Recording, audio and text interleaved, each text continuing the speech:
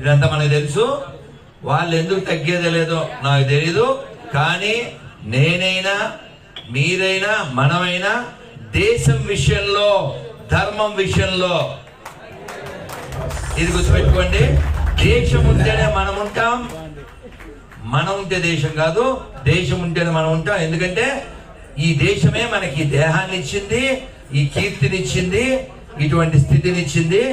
అందువల్ల మనందరికి కూడా ఒక గోల్ ఉండాలి. అది అల్టిమేట్ గోల్. మా మూవీ దాని డైరెక్టరు మా శ్రీనివాస్ పట్నాయక్ గారు. త్వరలోనే ఇంకా చాలా ఫిల్మ్స్, షార్ట్ ఫిల్మ్స్ మేము తీయబోతున్నాం. నెక్స్ట్ మేము తీయబోయే పోలీస్ కాన్సెప్ట్ ఉండే మూవీ పేరు కొరాడా విడుదలవుతాయి. ఇంకా చాలా చేయబోతాం, చాలా ఉన్నాయి.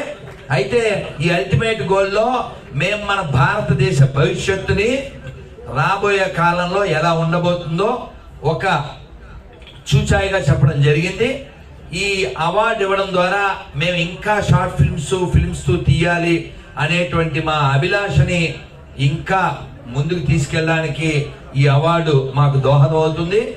ఈ కార్యక్రమంలో మమ్మల్ని భాగస్వాములు చేసి మాకు ఉత్సాహాన్ని, ప్రేరణని కలిగించినటువంటి మా వంశీ గారికి, మా మోడ్ ఫౌండేషన్ శ్రీనివాస్ గారికి, అలాగే international film festival talent awards ఈ కార్యక్రమ నిర్వాహకులైన వంశీ టీవీ మీ అందరికీ కూడా శతదా బహుదా సహస్రదా ధన్యవాదాలు.